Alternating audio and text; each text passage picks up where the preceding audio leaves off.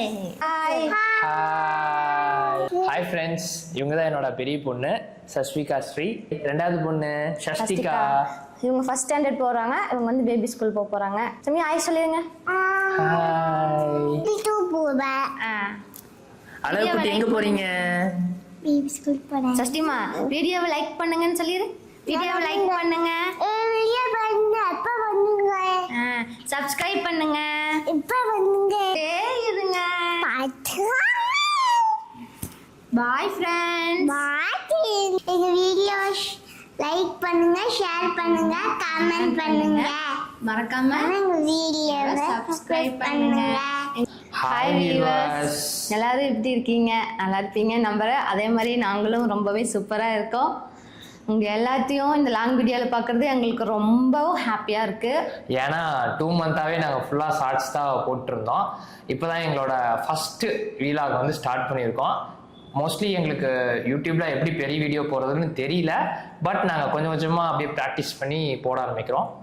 இதே மாதிரி நீங்கள் ஷார்ட்ஸுக்கு கொடுத்த மாதிரி உங்களை ஒன் சப்போர்ட்டிவ் பெரிய வீடியோக்கும் கொடுத்தீங்கன்னா எங்களுக்கு ரொம்பவே ஹெல்ப்ஃபுல்லாக இருக்கும். நீங்கள் கொடுக்குற ஒவ்வொரு லைக் அண்ட் கமெண்டும் வந்து எங்களுக்கு ரொம்பவே என்கரேஜ் பண்ணுது, மோட்டிவேட் பண்ணுது. இத்தனை பேர் பார்த்துருக்காங்க, இவ்வளோ பேர் லைக் கொடுத்துருக்காங்க, கமெண்ட்லாம் போட்டிருக்காங்க, நான் முன்னே பெஸ்ட்டாக கொடுக்கணும் அப்படின்ட்டு எங்களுக்கு ஒரு மோட்டிவேட்டாக வருது. நாங்கள் ஏன் ஃபஸ்ட்டு இந்த யூடியூப் வந்து ஸ்டார்ட் பண்ணுறோன்னா, இப்போது பார்த்தீங்கன்னா எங்கள் ஒய்ஃப் வந்து ஹவுஸ் ஒய்ஃபாக தான் இருக்காங்க. எல்லாத்துக்கும் தெரியும் ஹவுஸ் ஒய்ஃப்னால் எவ்வளோ கஷ்டப்பட்டுருக்காங்க அப்படின்ட்டு. அது போக என்னன்னா, ஒரு இன்ஜினியரிங் படிச்சிருக்காங்க, அவங்களுக்கு ஒரு கேரியரை செட் பண்ணலாம் அப்படிங்கிற ஒரு பிளான்ல தான் இப்போ ஒரு யூடியூப் சேனலை அவங்களுக்கு ஸ்டார்ட் பண்ணி கொடுத்துருக்கோம். அவங்க தான் இந்த சேனலோட ஹெட்டு. நாங்களாம் வந்து சும்மா ஐயோ அப்படியெல்லாம் எதுவும் இல்லைங்க. ஜஸ்ட் நாங்கள் ஃபேமிலியோட வந்து ஆக்டிங் மட்டும் பண்ணிட்டு போயிடுவோம். பின்னாடி பேக் போனால் இருக்கிறதே இவர் தாங்க. இவர் இல்லைன்னா நம்மளால் ஒன்றுமே பண்ணவே முடியாது. எடிட்டிங்லாம் நல்லா சூப்பராக பண்ணிட்டு இருக்காங்க. எங்களுக்குனால முடிஞ்சதை நாங்கள் பெஸ்ட்டை கொடுத்துட்டு இருக்கோம். நீங்கள் பார்த்து நல்லபடியாக லைக் பண்ணி எங்கள் சேனலை சப்ஸ்கிரைப் பண்ணி மேலும் மேலும் வளர நீங்கள் தான் உங்களுக்கு வாழ்த்தணும். எல்லாருமே சப்ஸ்கிரைப் பண்ணுங்கள். எல்லாத்துக்கும் நாங்கள் வீடியோ சப்ஸ்கிரைப் பண்ணிடுறோம். எல்லோரும் சேர்ந்தே வளருவோம். என் பேர் வந்து பரத், நான் வந்து எலக்ட்ரிக்கல் இன்ஜினியர். இவங்க பேர் வந்து கலைவாணி, இவங்க கம்ப்யூட்டர் இன்ஜினியர். நீ டெய்லியும் பார்ப்போம்னு நினைக்கிற வீடியோ இல்லையா? எங்களால் முடிஞ்ச அளவுக்கு வீக்லி 2 வீடியோஸ் இல்லைன்னா 1 வீடியோ போடலான்னு பிளான் பண்ணியிருக்கோம். பார்க்கலாம். ஒர்க் பண்ணிவிட்டு அப்புறம் வீடியோவும் போடுறவங்களுக்கு சாமி உண்மையாலுமே ஹேட்ஸ் ஆஃப் தாங்க. அந்த யூடியூபர்ஸ் எல்லாத்துக்குமே சொன்ன மாதிரி செத்தாதான் சுடுகாடு தெரியும்னு சொல்லுவாங்களே, அது மாதிரி உள்ளுக்குள்ள வந்ததுக்கப்புறமே தாங்க தெரியுது ஒரு ஷார்ட்ஸ் எடுக்கிறதுக்கே எவ்வளோ நேரம் ஆகுதுன்னு. இவங்க சொன்னது கரெக்ட் தான். நம்ம இத்தனை நாளாக என்ன நினச்சிட்டு இருந்தோம்னா, சும்மா ஒரு ஷார்ட்ஸ்னு இப்படி ஸ்வைப் பண்ணிட்டு போயிடலாம். பெரிய வீடியோனா யூடியூபர்ஸ்லாம் ஜாலியாக என்ஜாய் பண்ணி இதுல வந்ததுக்கு அப்புறமேல தான் தெரியுது எவ்வளவு எஃபர்ட் போட்டு எல்லாருமே எடிட் பண்ணிட்டு கண்டிப்பா இருக்காங்க. எடிட்டிங் ரொம்ப கஷ்டமா தான் இருக்கு.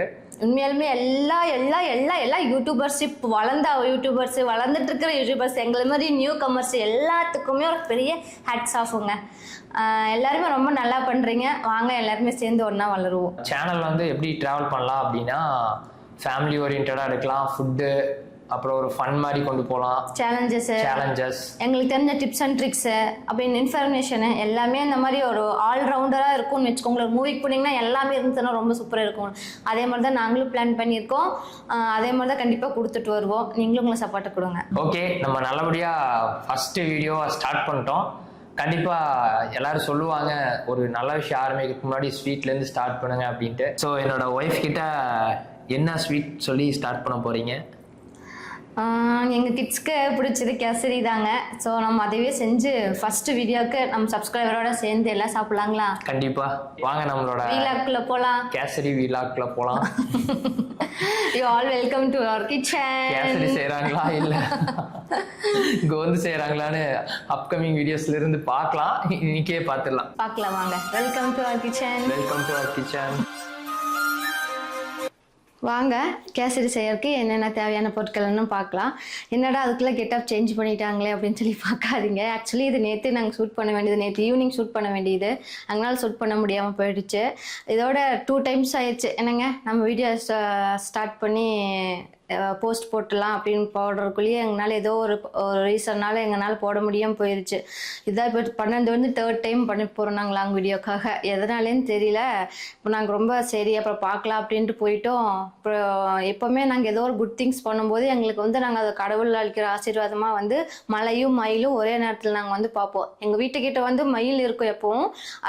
அங்கே இங்கே வாழைக்காடு அதெல்லாம் இருக்கிறதுனால அது வந்து கொஞ்சம் ஏதோ மேய்ஞ்சிட்டு போயிட்டுருக்கோம். அதனால நாங்கள் டெய்லியும் மயில் பார்க்குறது உண்டு. ஆனால் மழை பார்த்து தான் ரொம்ப நாள் ஆச்சு. சர்ப்ரைசிங்காக எங்கள் வீட்டுக்காரர் காலையில் 4 மணிக்கு எந்திரிச்சிருக்காரு, மழை வந்திருக்கு. ஸோ அதையும் ஷூட் பண்ணி வச்சிருக்காரு, காமிக்கிற. ரொம்ப நாளுக்கு அப்புறம் பார்த்த மழை நல்லா பெஞ்சிருக்குங்க, ஒரு உழவு மழையே வந்திருக்குன்னு சொல்லலாம்.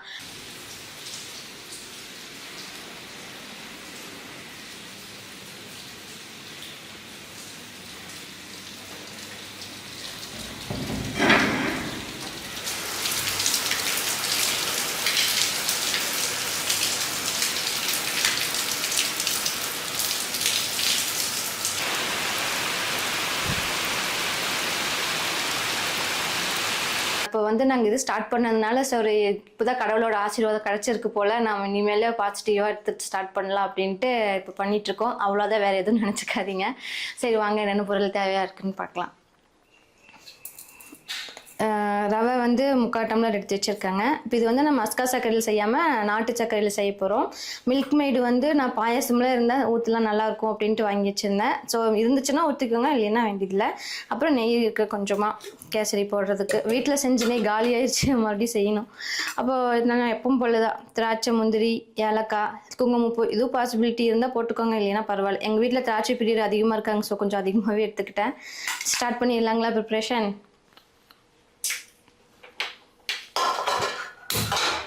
சரிங்க, ஃபஸ்ட்டு நம்ம திராட்சை முந்திரி வறுத்து தனியாக ஒரு பிளேட்டில் எடுத்து செப்பரேட் பண்ணிடலாம்.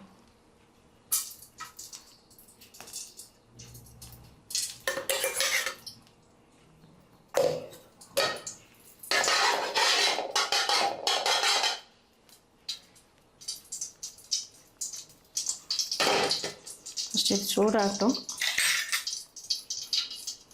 அதுக்குள்ளே திராட்சையை போட்டுடலாம். திராட்சை ரொம்பவுமே சீக்கிரமாக ஃப்ரை ஆயிரும். ஸோ ரெண்டும் ஒட்டுக்க போட்டோம்னா முந்திரி கறியிரும்.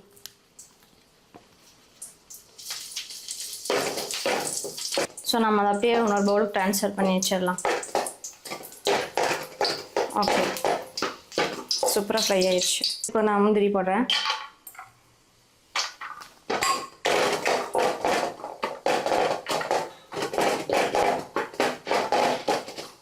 நல்லா கொஞ்சம் ஃப்ரை ஆகட்டும். நெக்ஸ்ட்டு முந்திரியும் நல்லா ஃப்ரை ஆயிடுச்சு.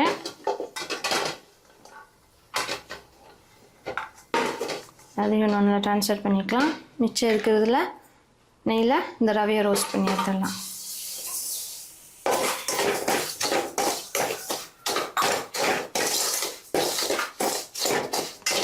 அதே சிம்லேயே வச்சு கண்டினியூ பண்ணிக்கோங்க. நெய்யில் இருக்கிற சூடு இருக்கும், அதுக்கப்புறம் ஃப்ரை பேனும் கொஞ்சம் ஹீட் இருக்கும். நம்ம சிம் பண்ணிட்டோம்னா அப்புறம் கருகிரும், அப்புறம் கேசரி எல்லாம் ஃபுல்லாக அந்த கருகுன்னு வாசம் மட்டும் வந்துடும். அந்த ரவை ஸ்மெல் வர வரைக்கும் நம்ம ஃப்ரை பண்ணிட்டு இருந்தால் போதும். ஓகே, இது ஃப்ரை ஆயிடுச்சு. நம்ம வந்து வேற ஒரு பிளேட்டில் இதை கொட்டிட்டு நெக்ஸ்ட்டு நம்ம கேசரி ப்ரிப்பேர் பண்ண ஸ்டார்ட் பண்ணிடலாம். ஓகே, நான் ஆஃப் பண்ணிடுறேன். ஏன் கேஸ் வெட்டியாக போயிட்டுருக்கணும் தான்.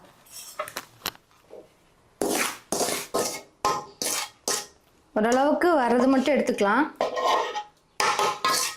அப்புறம் நம்ம அப்படியே அதில் வாட்டர் போட்டு வச்சிட்டோம்னா அது ஹீட் ஆகிட்ருக்கும். அப்படி இது ஒன்றும் பிரச்சனை இல்லை.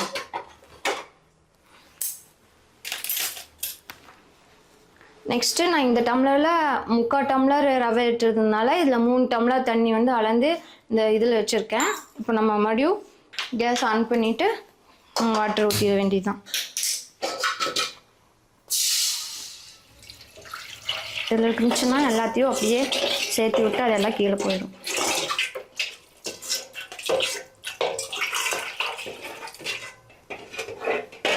சரி, நெக்ஸ்ட்டு நம்ம இது பாயில் ஆகிறதுக்குள்ளே ஏலக்காவை வந்து இடித்து வச்சு இதுக்குள்ளேயே போட்டுடலாங்க. அப்போ தான் அந்த இது ஃபுல்லாக போகும். எங்களுக்கு ஏலக்காய் பிடிக்கும் எனக்கு ரொம்ப, அதனால நான் கொஞ்சம் அதிகமாக தான் எடுத்துருக்கேன். 2 எடுத்துருந்தா போதும். ஸோ 1 எச்சாவே எடுத்துருக்கேன். நல்லா ஃப்ளேவராக கொடுக்கும்.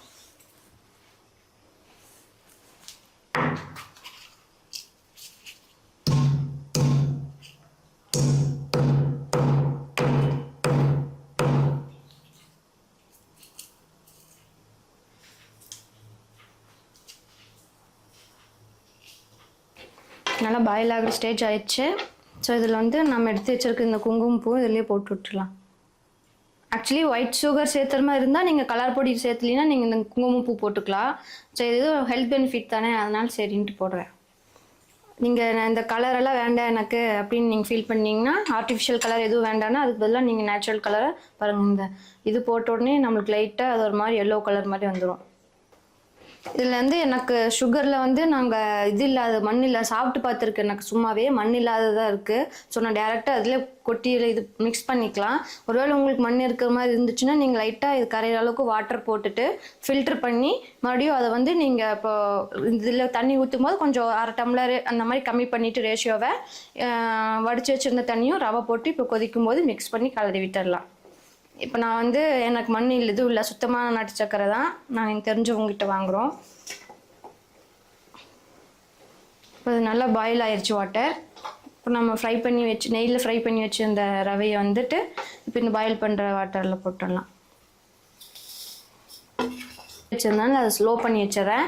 கொதிக்கும் போது தெறிக்க நம்ம மேலே பட்டு தண்ணி. ஸோ லைட்டாக இது வச்சுக்கோங்க. சிம்மில் வச்சிட்டோம்னா ஸ்லோவாக தான் குக் ஆகும். ஆக்சுவலி இதில் குங்குமப்பூ போடலினாலும் நம்ம இதில் நாட்டு சக்கரை போடுறதுனால கலரே வந்து இந்த மாதிரி ஒரு ப்ரௌனிஷ் மாதிரி தான் வரும். இதுக்கு வந்து போட்டாலும் போடலாம், இல்லைனாலும் விட்டுடலாம். நான் வந்து ஒரு ஹெல்த் பெனிஃபிட்காக தான் போட்டிருக்கேன்னு சொன்னேன். அஸ்கா சர்க்கரையை விட இதுவும் கொஞ்சம் நல்லா வித்தியாசமாக இருக்கும் ட்ரை பண்ணி பார்த்தா.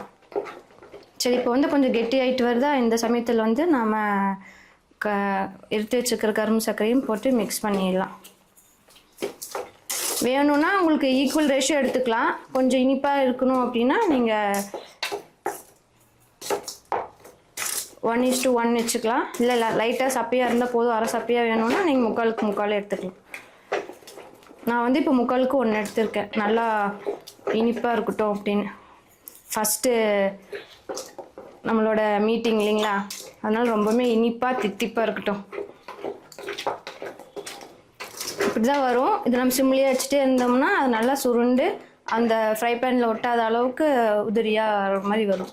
நம்ம மிக்ஸ் பண்ணிகிட்டே இருக்கணும். இந்த சமயத்தில் வேணால் நம்ம நெய் விட்டுக்கலாம். விடுறேன்.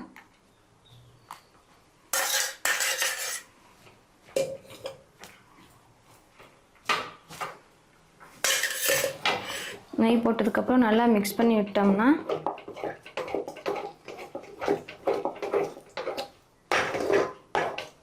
அது நல்லா ஹீட் ஆக ஆக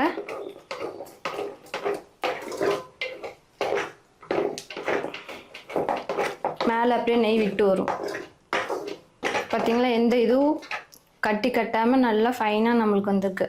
இப்போ நம்ம தண்ணி ரேஷியோ எடுத்தது எல்லாமே கரெக்டு. இப்போ பார்த்தீங்கன்னா தண்ணி நல்லா போயிட்டு நம்மளுக்கு பாருங்கள் இங்கே எதுவும் ஸ்டிக்கி ஆகாமல் அப்படியே தனித்தனியாக இருக்குது. நல்லா பாயில் ஆயிடுச்சு. நம்ம ஆல்ரெடி ஃப்ரை பண்ணி வச்சுருந்தோம்ல திராட்சை முந்திரி நெய்யில், அதையும் இதுக்குள்ளே போட்டு நம்ம மிக்ஸ் பண்ணி வச்சிடலாம்.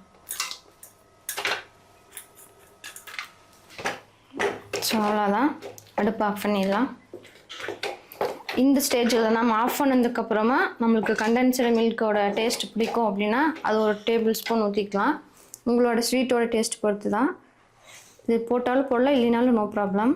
நான் முன்னாடி சொன்ன மாதிரியே தான். எனக்கு பிடிக்கும் இது போட்டால், அதனால நான் கொஞ்சம் போடுறேன்.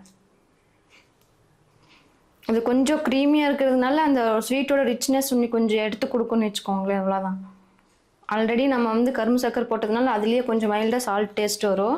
ஸோ சால்ட்டு அந்த ஸ்வீட்டு அதெல்லாமே சேர்ந்ததுன்னா ரொம்ப டேஸ்டியாக கிடைக்கும் நம்மளுக்கு. வீவர்ஸ் ரெடி ஆகிட்டிங்களா சாப்பிட்றதுக்கு? ஃபஸ்ட் டேஸ்டிங் நீங்கள் தான் பண்ண போகிறீங்க. எப்படி இருந்துச்சுன்னு கமெண்டில் பண்ணுங்கள். இங்காக உங்களுக்கு கொடுக்க போகிறேன்.